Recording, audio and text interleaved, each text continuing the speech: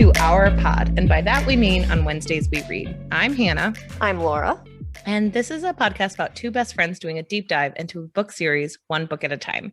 Right now we are shitin' on Wheel of Time, meaning we are reading Robert Jordan's The Wheel of Time series. This week we are discussing the women in Wheel of Time, so that should be fun. In The Great Hunt. In The Great Hunt, yes, book. The second book. Thank you for that. Laura, what are you currently reading, watching, and or enjoying?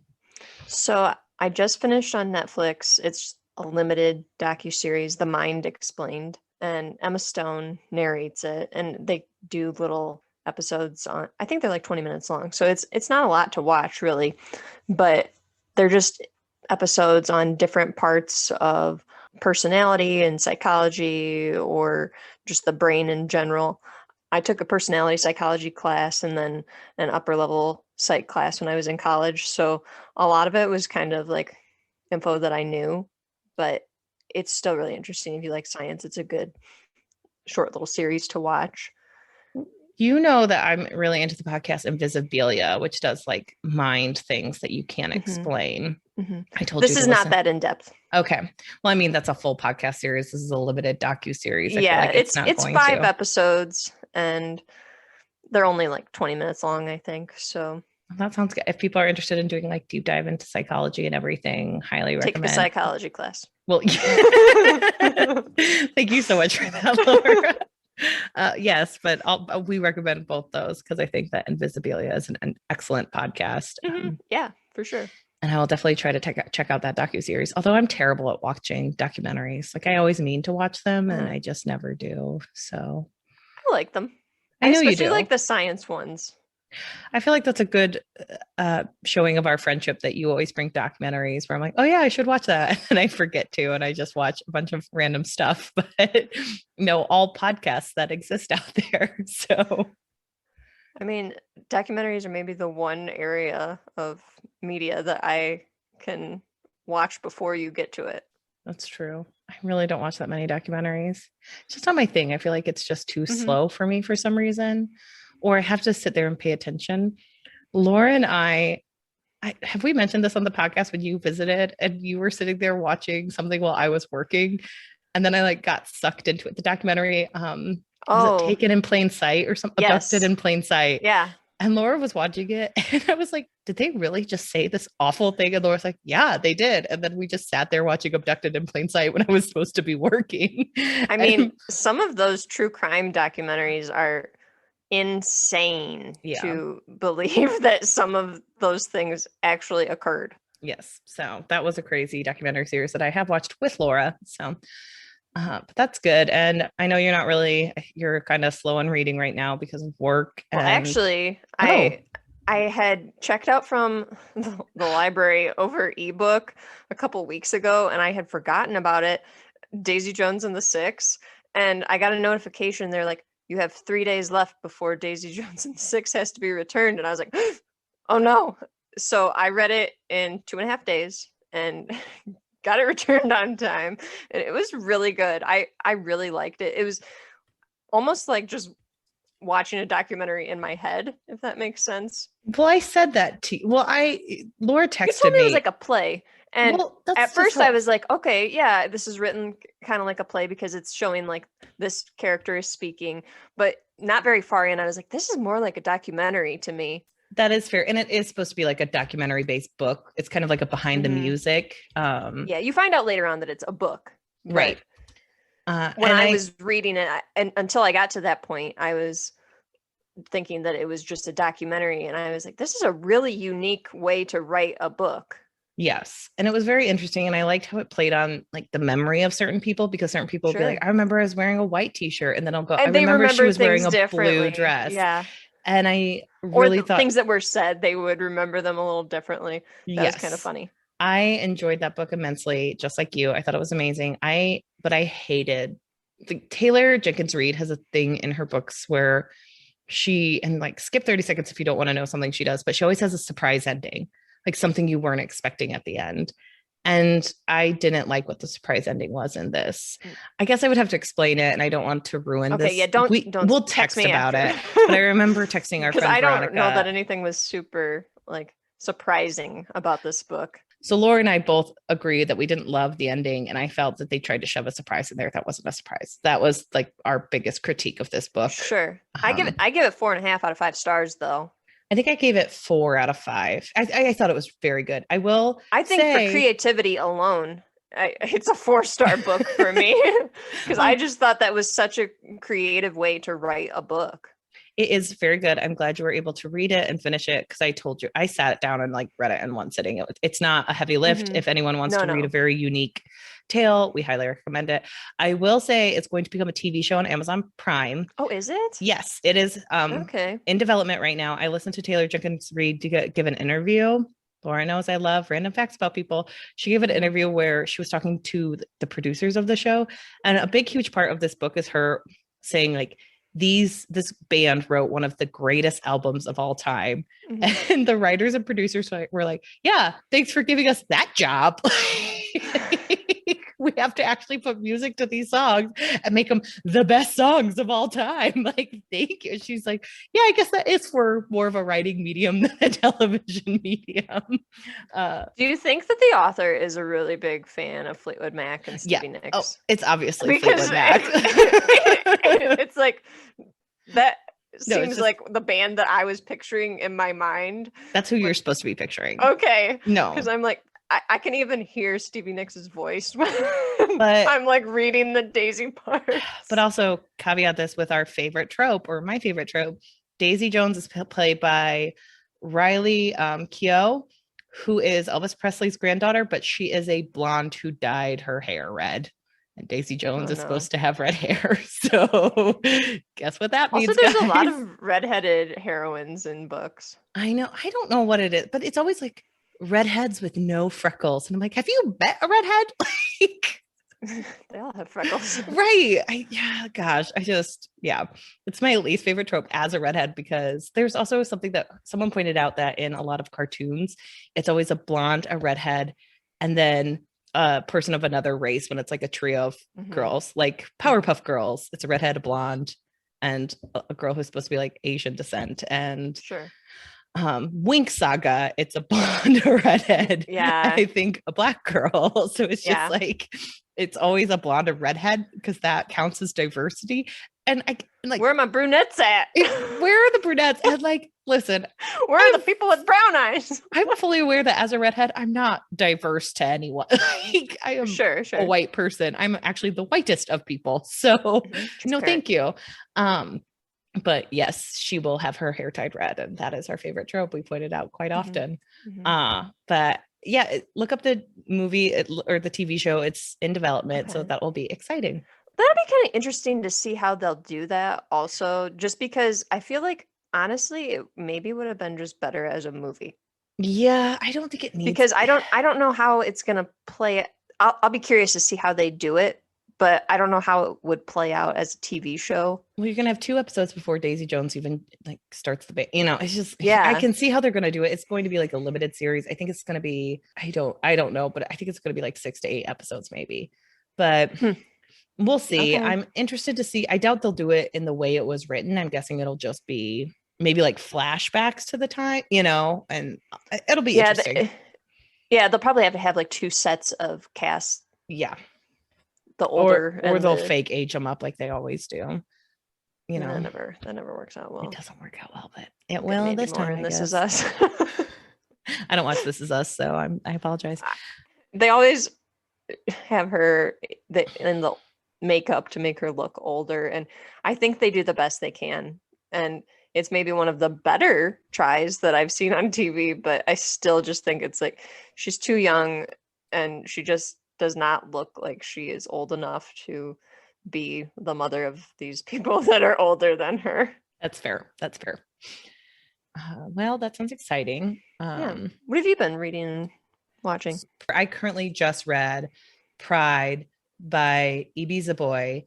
It is a retelling of Pride and Prejudice, and I think people should know Pride and Prejudice is one of my favorite books and favorite movies of all time. I know it's a very basic choice. I completely understand, but I have a very unique experience with Pride and Prejudice where there's not a time that I don't remember watching the BBC 6-hour version with Colin Firth. I grew up with that show. We had it on like VHS, DVD. I have purchased it on Amazon, and it's such a comfort show for me to go So back you have it to. in all forms, basically. Well, I mean, sooner or later you get rid of the DVDs. We don't have the VHS anymore, but like as time went on, my mom always bought it. I always bought it. And it's such a comfort food that whenever it's really well done, I can definitely read a new version of it. And I would say this was a well done version. I started it thinking like, it's a teen book, it's fine. And I kind of thought it was like a 3-star book for a really long time. Until the end, I was like, no, this is a 4-star book. It's so well done. It's such a new way of looking at Pride and Prejudice. It deals with like gentrification because it's all about this girl who's living in a not great area of Brooklyn, but it's on the up and up. And she hates seeing that it's being gentrified, and she hates seeing how her community is changing.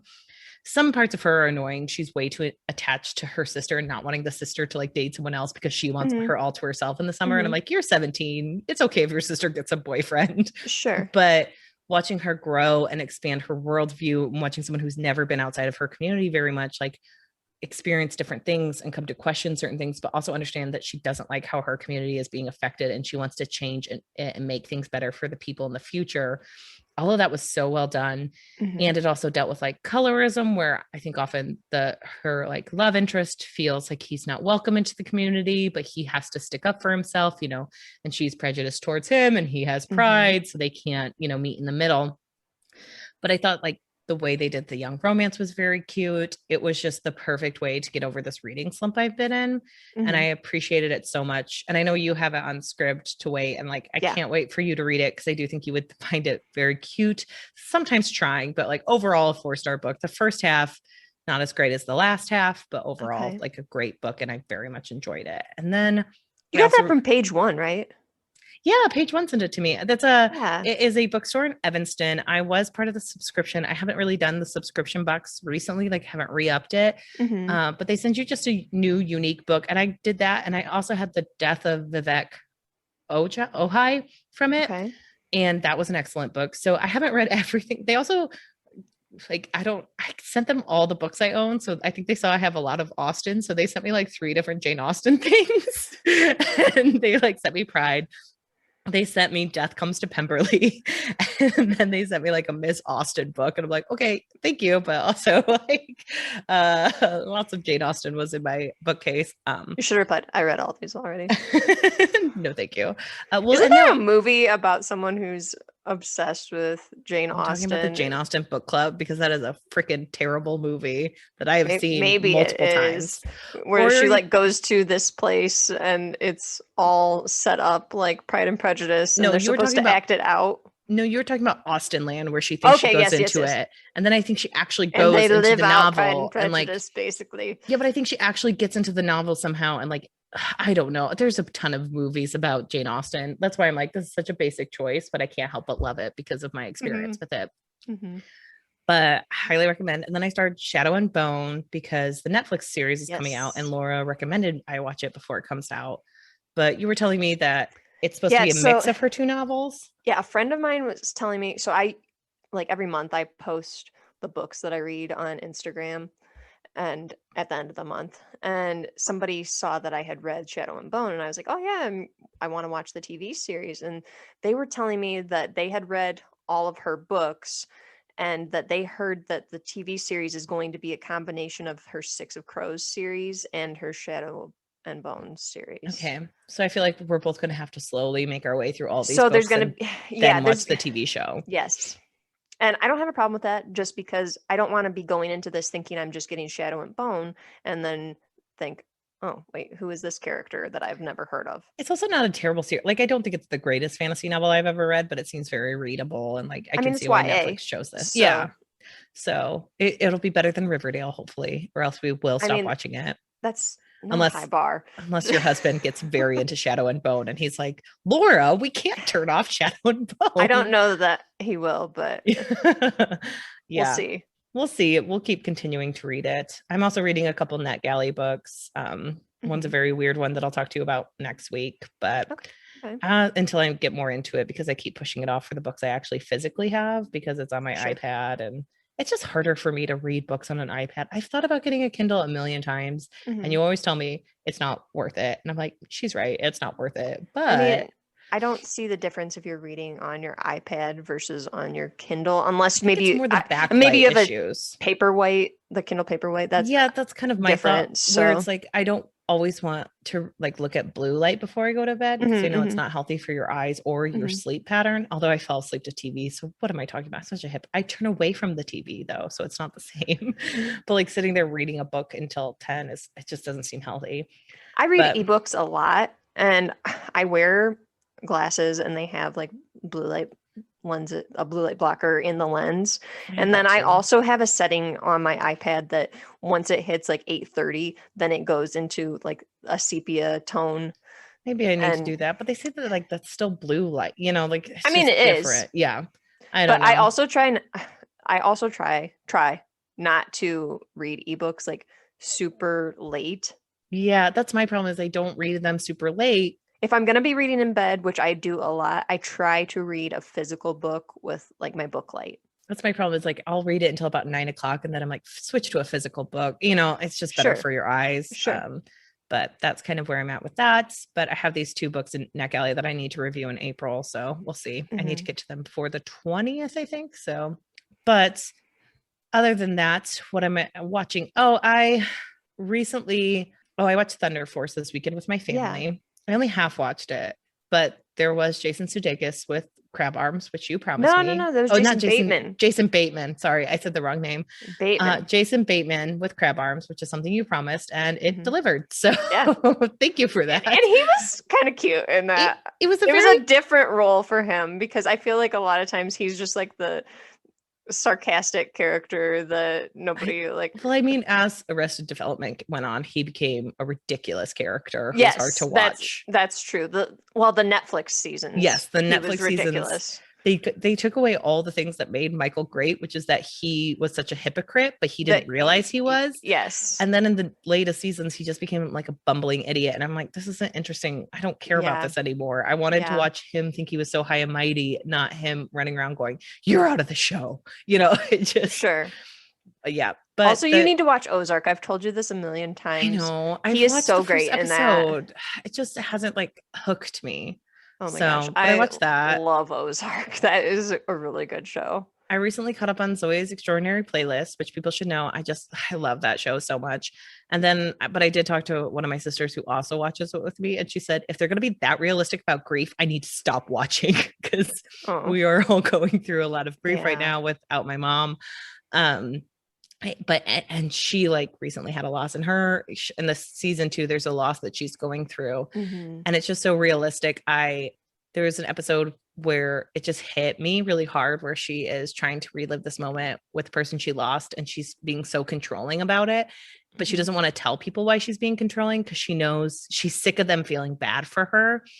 And that hit me so hard because I was like, oh my God, that happens to me all the time where I just don't want to say like, I'm sad, or I want you to ask me about losing my mom today. But you're just sitting there being like, why can't you do exactly what I asked you to? Because this is what I need. And that really like hit me hard. And then I was sobbing. And then she celebrates her 30th birthday without this person in her life. And I did that. And so I started sobbing and I like sent my sister a Marco Polo being like, well, this is me watching Zoe right now. But my roommate used to watch the show with me. She does not anymore. She is fully supportive of watching it with me while she watches me cry because she is a psychologist, but I'm just like, it's fine for me to watch this by myself for a while. But I love the show because the way they do music is so amazing.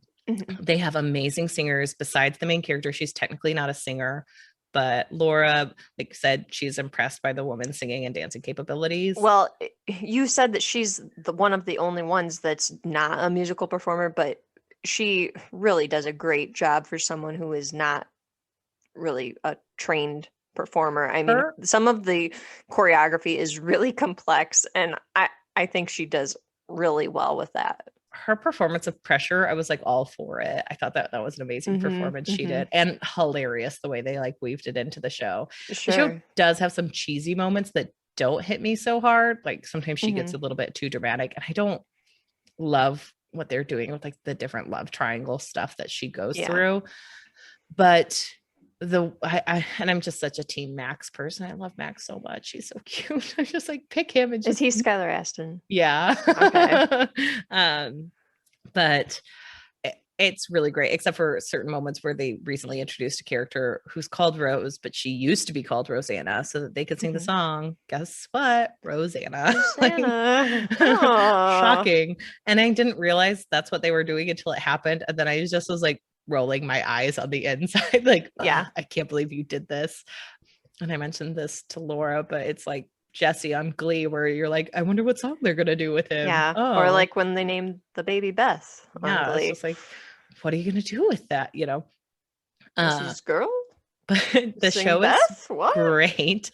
And then one of our Twitter followers who recently started listening to the pod, he learned that I love British TV. And he recommended Line of Duty, which I've seen 2 episodes of, and I am kind of hooked. I can't wait to watch more of it. I will say, it is a product of its time. 2012, there was a little bit of like racial insensitivity and my perspective with a couple of the lines. So I'm trying to remind myself that it was 2012 and like the TV show is good and hopefully it grows with the times, because it's just not great. I feel like there's some shows though that you watch and you feel very uncomfortable with the humor in it. And then there's other shows that you watch that are around that time also that you are like, that's bad, but you don't feel extremely uncomfortable. That's like, I don't know. I think it's hard to rewatch 30. Like I watched 30 Rock when I was younger and I'm like, oh, this is really humorous. And now I watch it as an adult and I'm like, I can kind of feel comfort even in the bad. And they removed the worst episodes, but I feel less bad about certain episodes. But like rewatching How I Met Your Mother, I'm like, I'm not here for this humor. That's one that it's like, eh. Yeah. And then also The Office has a lot of episodes where I'm like, oh, no, shouldn't do that. And you were talking about like you just started Episodes and that was made in 2011. And that showed like the humor just doesn't work for you in 2020. I'm 4 episodes in to Episodes and everybody said it was so funny. And I just don't know how to feel about it. The main character, the wife of this writing duo, she gets gaslit a lot and all of her ideas are kind of pushed out, and everything that she had success with in the show in Britain, they just kind of manipulate her and make it so that she doesn't get anything through and change everything. And her husband is even kind of not on her side a lot of the time, choosing to side with Matt LeBlanc or some of the other characters. And it feels uncomfortable to me. Yeah, well, and that reminds me of, I told you, like Matt LeBlanc, Lisa Kudrow in her show The Comeback. I started watching that like 3 years ago, and I recognize how smart and amazing the show is. And it's incredibly hard to watch a self-aware person be beat up on, even if they do terrible things. It's just one of those things where I'm like, this is a good show, and I can only watch 2 at a time, or else I'm so physically uncomfortable. I don't like how they're treating her, and that's. I may be out on Episodes. And I think that's fair. I think certain people who are like, no, I still see the joy in the show. We're not saying you're wrong for liking that show. You can like it. Just me personally, I feel a little uncomfortable. Well, I think it's just, it depends on your comfort level, and it's not wrong or bad. It's just a different thing of like, you don't like seeing women feel gaslit, and there might be a purpose to it, and there might be an overarching story. It's too hard for you to sit through, and that's okay. Yeah. I think it's okay to give up on a show, even when because like Episodes, people love it. It is lauded as one of these great shows. I think they've won a lot of awards for it too. And so we're not saying just because we dislike something or are uncomfortable with something and had to bow out of it that it's a bad thing. It's just not particularly for us. Right. And that's, I think Comeback even has its merits, which is why I keep kind of watching through every so often. I just don't always love seeing a woman get beat up on. And I'm just like, it just feels like that to me. It might not even feel like that to other people, but to me, I just don't love that feeling. So I'm not going to always tap into it. Agreed. But yeah, it's an interesting dynamic where humor can be sometimes feel offensive to someone when it's not, it's just, it's about comfort levels, and don't make yourself too uncomfortable. So there's nothing wrong with disliking a book we've read, or, there's a lot of people. I brought up Luster in 1 week, and there's a lot of women out there who hate Luster because they feel like it's just beating up on a woman. And I'm like, that's fair. I was able to sit through this. If you can't, I'm not saying you're wrong for it, So that's my 2 cents there. Yeah. Everybody has different opinions on things, and just because we feel a certain way about something doesn't mean that it's the be all end all. We're not experts. All right. Well, should we get into it? Yeah, let's do it. Who would we like to talk about first this week? Let's start with Maureen. Okay. I mean, she doesn't have a ton to do. No, that's why I thought she was a good place to start. We learned that she's been doing like her own thing right now. She's kind of ignoring Rand because she wants to you could argue trick him or push him into making the right decision, But you know what? I think that's maybe the right way to go about it. He doesn't want to listen to her. Right. And he does. I feel bad because he feels rejected by her, but I think she knows what she's doing and she's being the adult in the room where it's like, well, if I keep trying to push you to this, it's going to make you uncomfortable. It's going to make you feel like it's not your choice. He needs to come to it on his own to recognize that he's the Dragon Reborn. She shouldn't be forcing things on him. And I think she knows that. Well, it just seems like she's making mature decisions. She's talking to the Emerald Seat about it. She's giving her the information. And you find out that like she and the Emerald Seat are kind of in on it together, and they understand that there's shady stuff happening even with the other Aes Sedai women, and she can't always trust them. So it's kind of showing. There's a lot of things that we learn about Aes Sedai in this book that are interesting, and it also is not surprising as far as the level of trust that we can hold in people. Right. Well, I also think it's interesting because throughout the first book, they're always saying you can't trust Moraine. She knows more. You can't trust what she's saying to you.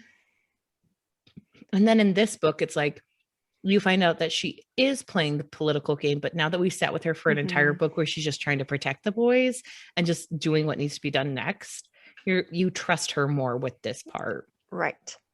And so I think you're kind of I still really like Moraine. I think she's one of the most interesting characters, even when she's not there. Agreed. I really like her as a character also, but I think there's definitely an ebb and flow to what the author is trying to get us to think about her and where we hold her as far as, is she a trustworthy person or should we be questioning her a lot? Well, and also I think it's interesting because although we trust her and we both like her, she also has shown that she can kind of drop people pretty quickly, such as Lan. She's saying like, Lan, do you still like working together? Okay, but I'm doing this thing too because I know what's best for you. Right. And I think that's frustrating to see a character do when you like them that much because they're not allowing free will to happen. Or even, Egwene is very attached to Moraine, and Moraine just kind of leaves. She just pieces out. She doesn't need to say goodbye to her. She doesn't really have attachments, and that could because I don't know, if you're mentoring someone, you're not going to be attached to them as much as they are to you. And also, maybe she did not consider herself to be her mentor. Maybe she just kind of thought that they were traveling companions and she was just kind of showing her a few things along the way.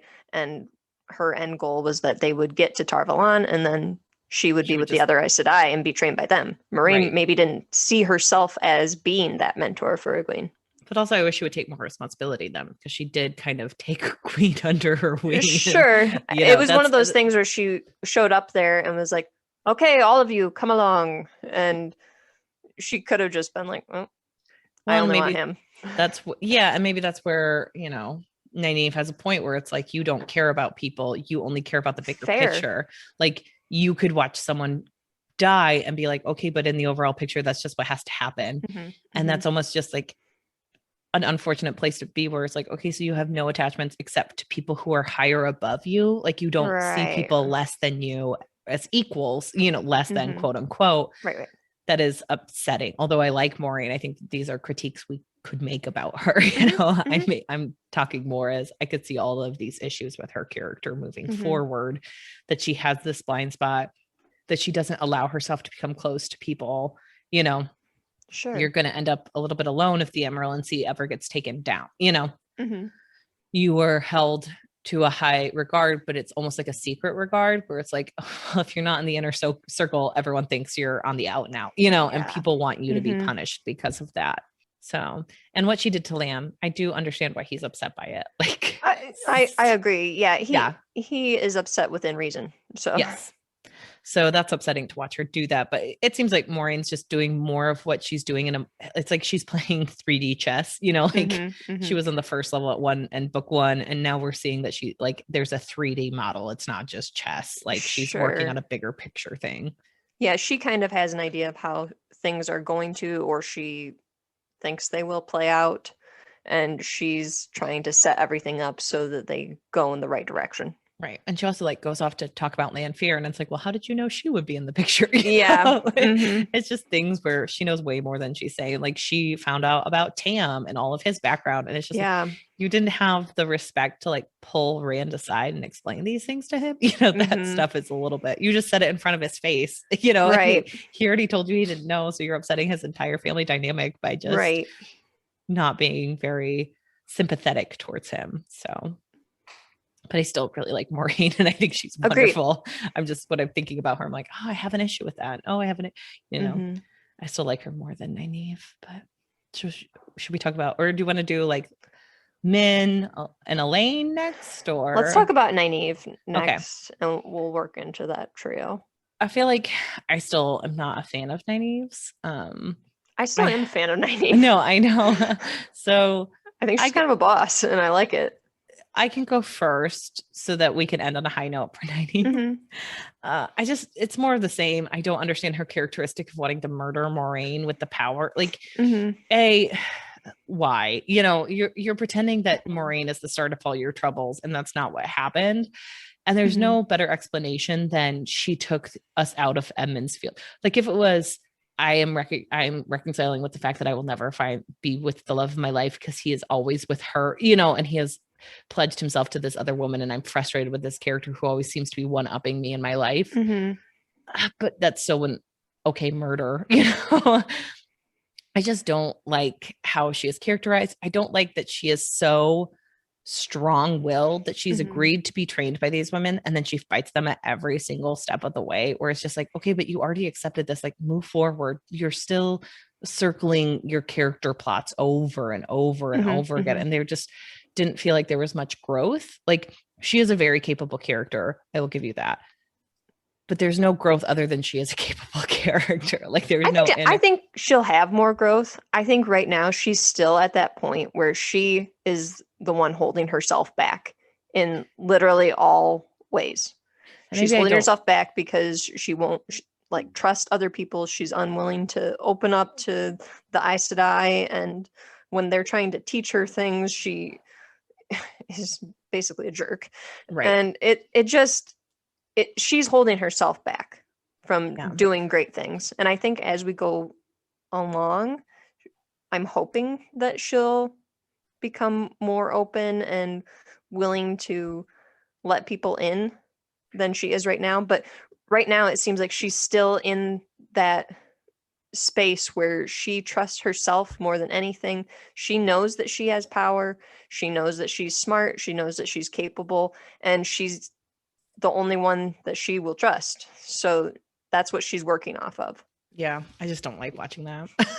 She also doesn't like change either. Yeah. And I think that that's a big thing with her character, is she needs to be more accepting of change. Maybe there isn't enough discussion about her, though, because Rand also isn't accepting of change, and he describes it so often and so much, it feels like part of his character. But it's in a different way. With Nynaeve, it just doesn't feel the same, and frustrates me to no end that she's like this.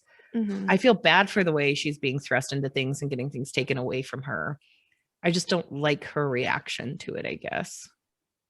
Yeah, they handle it in different ways.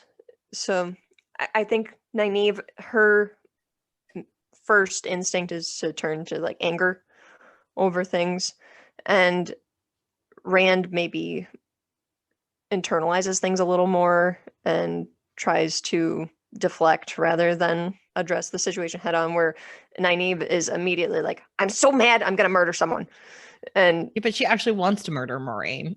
Well, to be fair, Rand is having dreams where he wants to also. Yeah. So I don't know. But dreams and actual thought of I'm going to learn this power and undergo all of these stressors so I can kill you seems like an overreaction.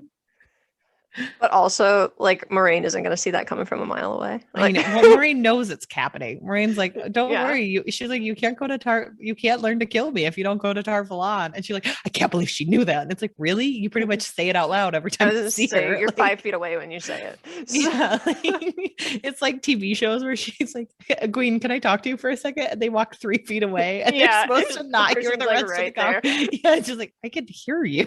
Like, Yeah, I but think that's definitely Nynaeve though, where she just works so much off of her emotions in everything she does, but most specifically anger. And yeah. she just needs to kind of hit her stride and She also open up a needs little more. And she also needs to understand that these women are not against her. Like it's almost like, hey, we that's what want I to help mean. you It's one of those grow. things she needs to let people in, realize not everybody's trying to fight her on everything. Not everything has to be a fight. Except when she doesn't ask a question when what's her face comes in the room and she's like, you have to come with me. And they're both like, oh, Leandrin. And they're both like, I guess we'll go with her. And it's like the one person you shouldn't trust, you decide to like Which throw your toe in for that most pond. of the like situations that they find themselves in, I think that Nynaeve handles herself really well and better than a lot of the other characters do. And I think that's impressive. She She comes up does with an handle escape herself plan well. for them and everything, and that's pretty cool. She is So, very capable. I just wish yeah. she were more humble about the fact that she doesn't know everything. Like, hmm and she's not. So she frustrates me. Again, it's one of those things that I think that she just holds so much stock in herself that she's not quite ready to think that other people can help her or also do things. Yeah, but it's, I don't know. That just frustrates me as a characteristic where it's like you've lived your entire like, yes, you're a capable person. I'm not saying you're hmm not, but learn that there was like an entire world outside of your perspective. I Like, mean, there's several books left. We'll get there. I know. But right now I'm still I am willing to admit when I grow with a character. We have discussed hmm what we would do if we finally agreed that Matt was growing as a person. hmm I just haven't seen it in Nynaeve yet. If she starts growing, hmm I will definitely reassess and change my mind about her. Right now, she has not had enough character development in my mind. I also think it'd be cool.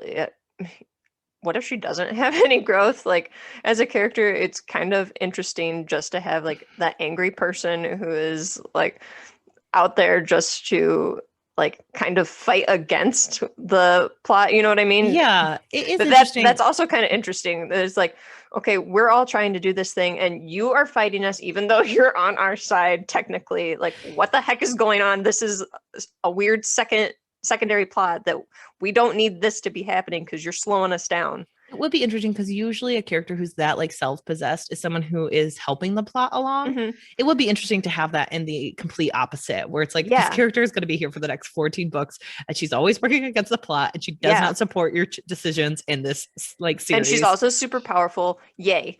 Yeah, So, like there are a million different right ways to do something. That's what I tell my nephew all the time. And he's like, my daddy does it this way. I'm like, well, there are a million right ways to do something. So she just disagrees with your right way.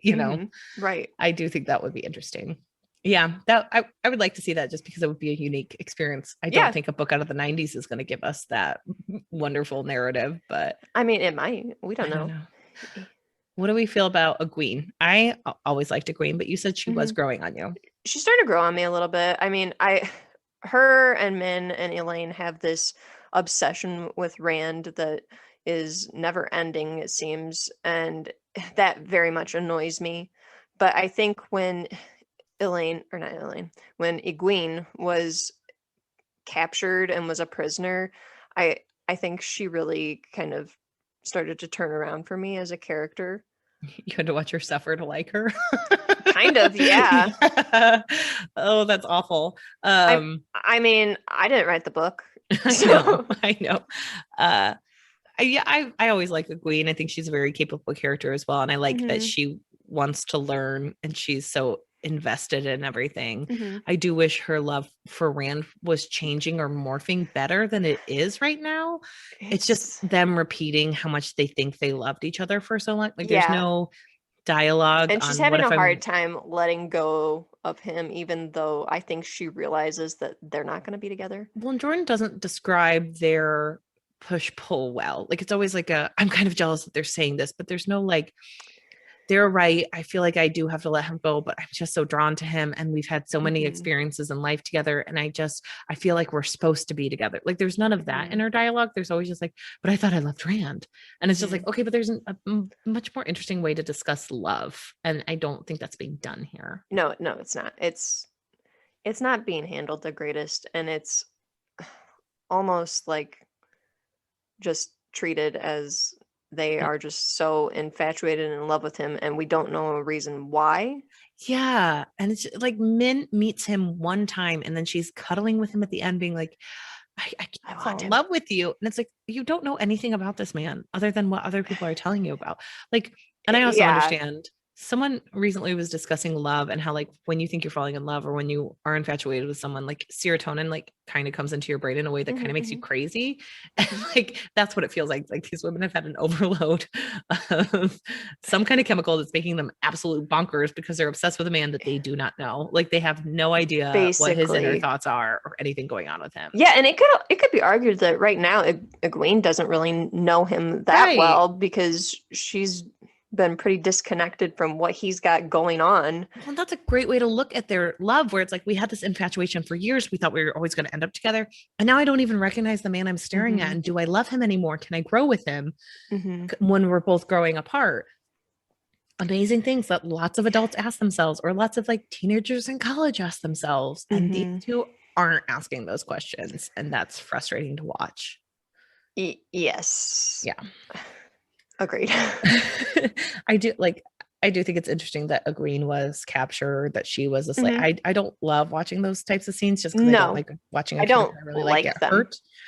I do understand where they kind of showed where she was a character who you wouldn't think would want retribution. Like, she was so Hmm. understanding as a character, and all of a sudden she, wants revenge, and you Sure. realize that even one of the most innocent and understanding characters can have hate in their hearts. I Right. liked reading that. I thought that that was an amazing look and insight into Egwene. Um, I think yeah, I like that she is still very willing to kind of separate herself from her past and the other characters. And that seemed to become more of a thing after she was captured. I feel like yeah. that she really wanted to go and learn, and she wants to become a great Aes Sedai. I also think And it's. Oh, sorry. she Go ahead. is very focused on this goal to do that. And she doesn't really want people to stand in her way. And she's going to accomplish it. So that to me kind of stood out in this book. Yes, and the fact that she might not be, like, they say she's pretty powerful, but then she's not going to hold a candle to Hmm. Nynaeve, and like she's probably just as powerful, maybe less so even than Elayne. So Hmm. it's like, Hmm.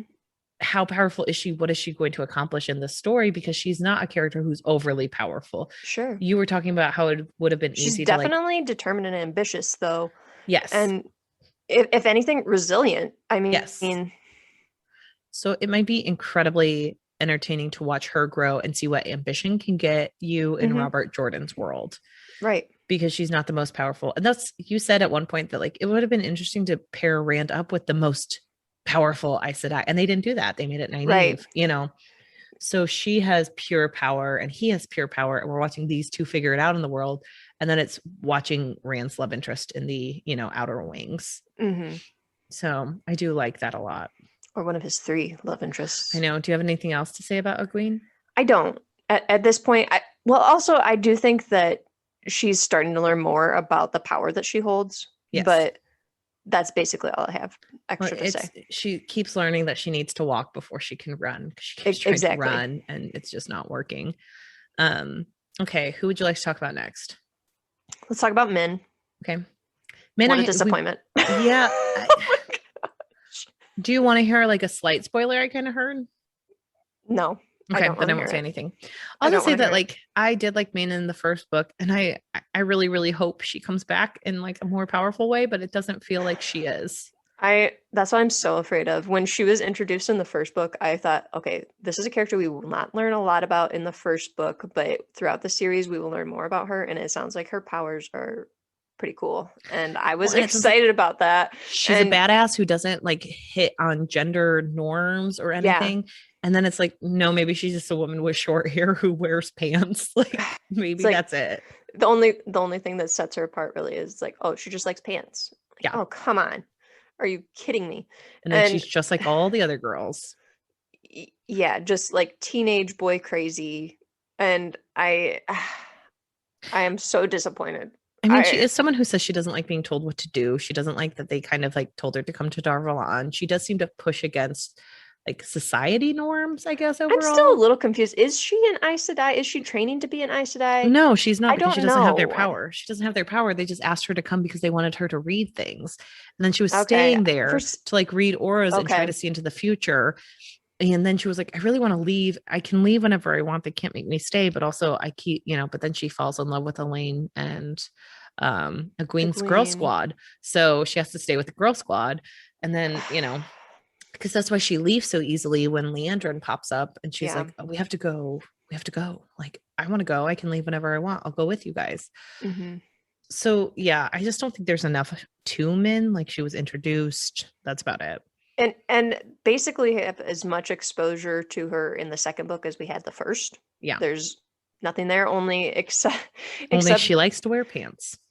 Yeah, and I just think that the difference between the first book and the second book is that the view of her that we get is just a teenage girl who is boy crazy like the other two are, and I was hoping for more. Hopefully the next books will take that a different direction.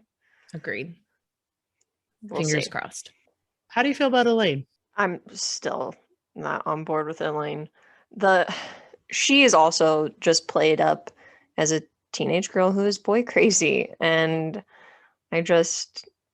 her and Min have been disappointing to me in this second book.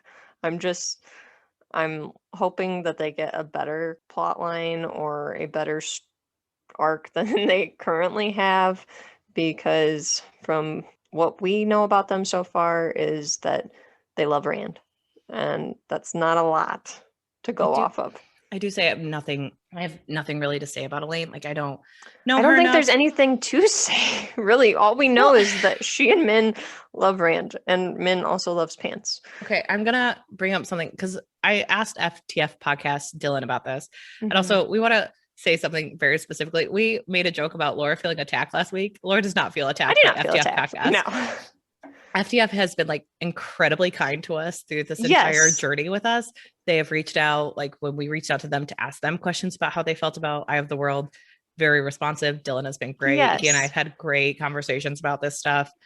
They're just very sweet men, and we don't want anyone to think we're in a feud. We respect their opinions. Like, they have different opinions than us. Yes, but we're all welcome to our own opinions, and I don't feel attacked at all. It's a bit, guys. It was a bit. We apologize. Like, if anyone thinks we're feuding with them, we're not. We promise. We're not feuding. Also, let me just say, these characters are not real. Like, Laura feels personally invested in characters all the time, but like, she does recognize they're not real, and you're allowed to have your own opinion about them. He has been so great, and I think like he makes great points that we don't always see because also we're not very far in the series yet, so we don't have a lot of info that people who have read the entire series or have read more books than us have. So our opinions are definitely going to be changing as we go along. Right. So there's no feud. We like them a lot. We think that they're great, and listen to their episodes on this because they do have different views than us. Yes. And they're important, and they help me reality test where Laura and I are coming from.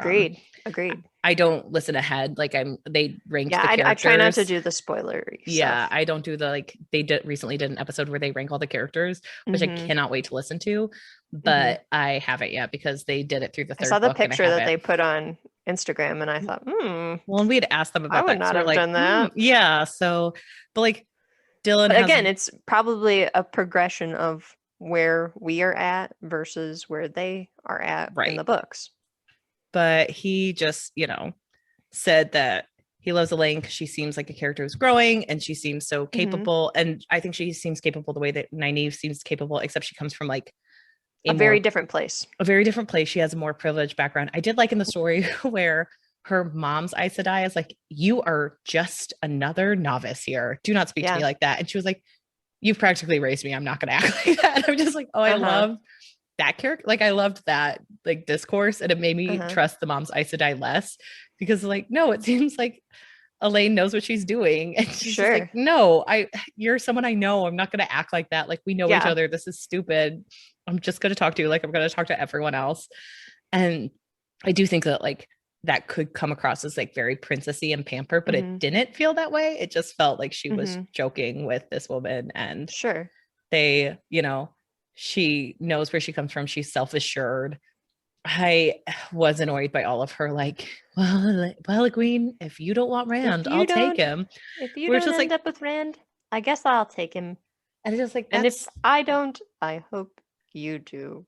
And if I don't, I hope Min does. So I just don't like that side of her character where it's all about Rand, and I don't like that about any of the characters, honestly, that they're so in love with him.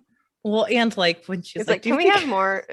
Is there anything else we can use to define them? And I'm not always here for like a princess tale, but it's used a lot because it works. So when Nynaeve, when she's like, Nynaeve, how will we live off this much amount of money? And Nynaeve's like, easily.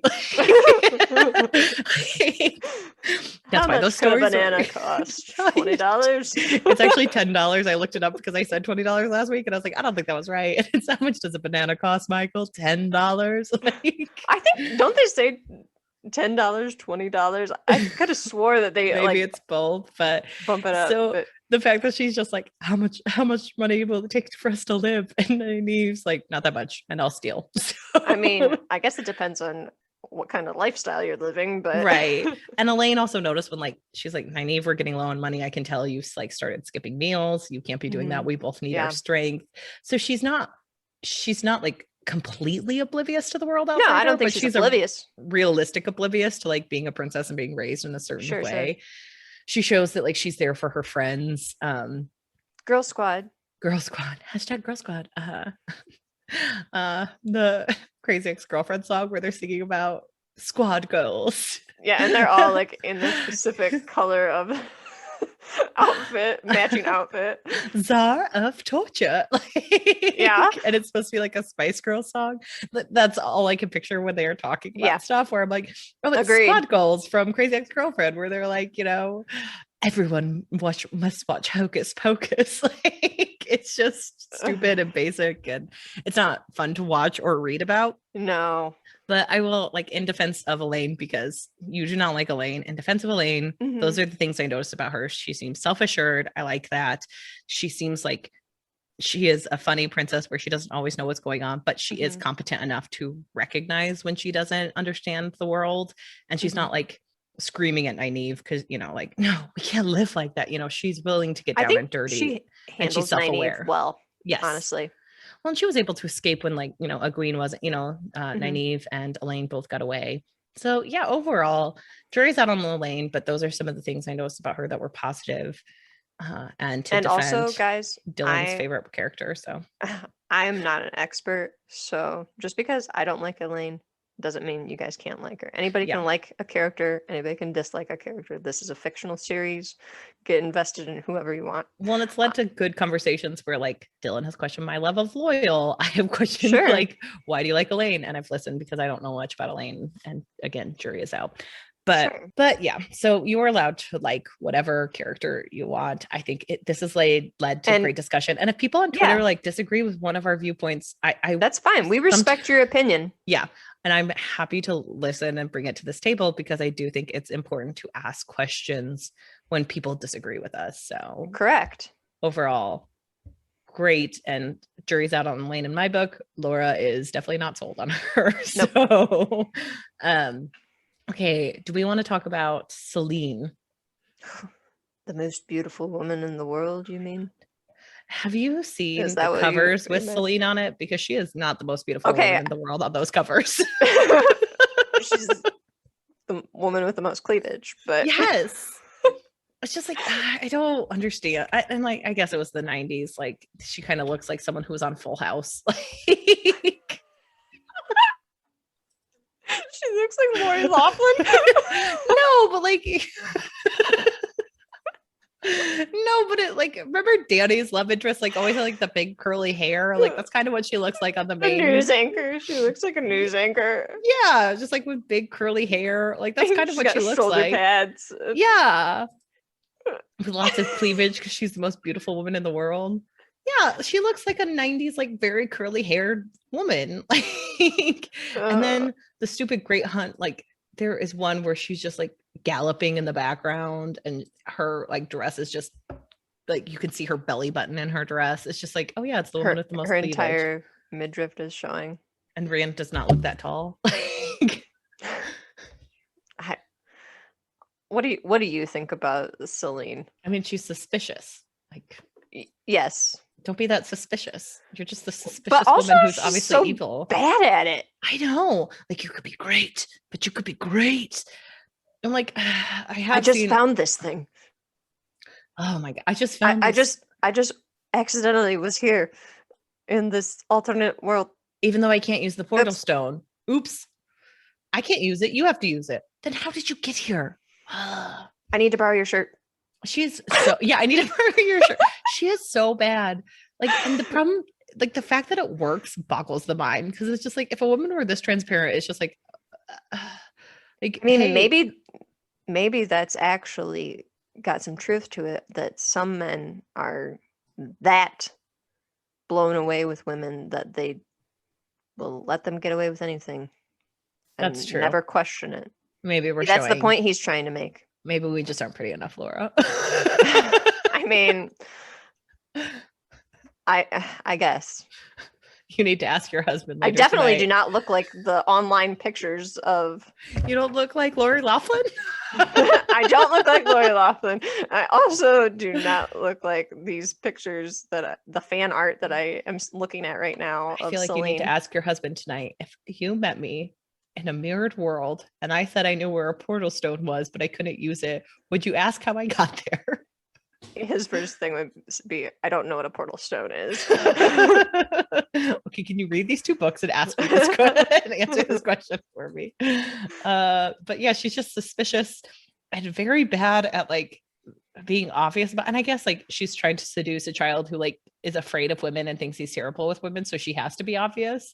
But it's just weird seeing how you would go about seducing someone. I mean, just it's like bad at it. It's like so Arrested Development, not to bring it back to this every single week. It's the new Riverdale. But when Lindsay is on the phone with Bob Bobla and she thinks that they're on a date or a phone call and she's trying to be dirty and explicit and he sends her a bill because he thought she had retained him as a lawyer. Yes. Like that's what it feels like. Oh, Rand. But yeah, there's nothing much to say about Selene besides like obvious. How could no one see through that? Like, how did Loyal not see through that? Because Loyal has been done dirty. Because Loyal is not a human in the series, so he will now and forevermore just be the lovable sidekick that we'll always hold an attachment to, but he'll never probably come up with anything good. Yeah. There are a couple. Yeah, do you have anything left to say about Selene? I feel like there's just not much to say there. She's suspicious. It's just, yeah. Yeah. Don't be suspicious. We can talk about like Varen and the Emerald Sea if you have any thoughts on them. The only thoughts that I have are because the Aes Sedai that we're introduced to, because we also are introduced to Liandrin, and then what's the other one? Leandrin and Varen. Varen, yes. They all seem to be a little bit shady. I don't think Varen seems shady. I mean, maybe I'm just playing off of the dreams that Rand's having and everything, because he's having dreams where he's being kind of poisoned against all the Aes Sedai, especially the Amerlin Sea and Moraine. And I guess maybe I'm playing off of how the other characters are perceiving them to not trust them. But I guess I just think that they are coming off a little shady right now. And it's, I think, intentional.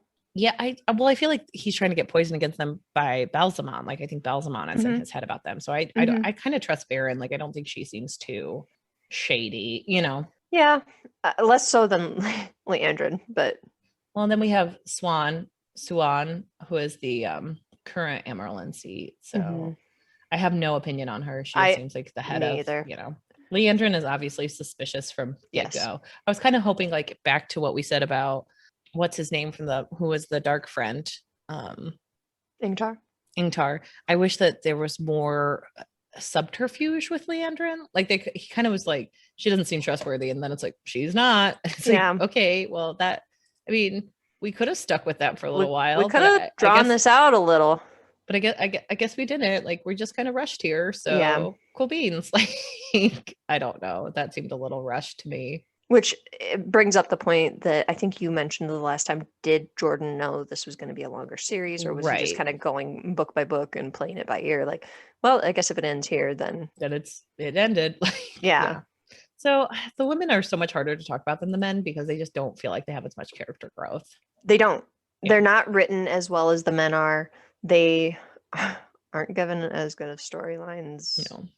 And I mean, it's a man trying to write women, so he does a good job for what he's doing and at the time that he's in.